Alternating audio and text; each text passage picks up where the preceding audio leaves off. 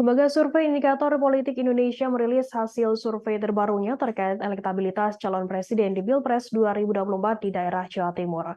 Survei menunjukkan elektabilitas dari Prabowo Subianto dan Ganjar Pranowo semakin kompetitif. Hal itu diungkapkan oleh peneliti Indikator Politik Indonesia Bawono Kumor pada Minggu 8 Oktober 2023. Bawono mengatakan bila dibandingkan survei Indikator Politik Indonesia di Jawa Timur pada 14 hingga 20 September 2023 lalu, dengan survei periode November 2022, diperoleh hasil jarak elektabilitas Ganjar dan Prabowo kian menipis dalam simulasi 3 nama bakal calon. Hal ini menunjukkan elektabilitas Prabowo Subianto di Jawa Timur semakin kompetitif.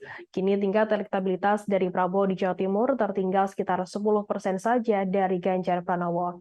Temuan menarik lainnya yakni sebagian besar pemilih sekitar 36,3% dari PKB di Jawa Timur menjatuhkan pilihannya kepada Capres Prabowo Subianto. Meskipun partai politik pimpinan Muhaimin Iskandar tersebut telah meninggalkan Prabowo dan mendukung Anies Baswedan.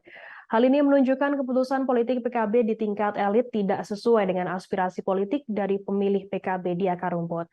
Indikator Politik Indonesia memaparkan survei elektabilitas bakal capres simulasi 3 nama di wilayah Jatim periode 14 hingga 20 September 2023. Hasilnya Ganjar unggul dengan 43,9%, disusul Prabowo Subianto 33,8%, sedangkan Anies Baswedan meraih 14,4%. Sementara 8% publik belum menjawab atau tidak tahu.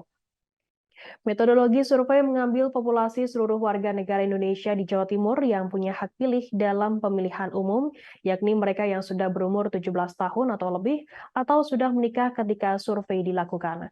Penarikan sampel menggunakan metode multistage random sampling. Dalam survei ini jumlah sampel sebanyak 1.810 orang. Dengan asumsi metode simple random sampling, ukuran sampel 1.810 responden memiliki toleransi kesalahan sekitar kurang lebih 2,4% pada tingkat kepercayaan 95%. Sampel berasal dari seluruh kabupaten kota di Jawa Timur yang terdistribusi secara proporsional. Responden terpilih diwawancarai lewat tatap muka oleh pewawancara yang telah dilatih. Quality control terhadap hasil wawancara dilakukan secara random sebesar 20% dari total sampel oleh supervisor dengan kembali mendatangi responden terpilih. Dalam quality control tidak ditemukan kesalahan berarti. Download Tribun X sekarang, menghadirkan lokal menjadi Indonesia.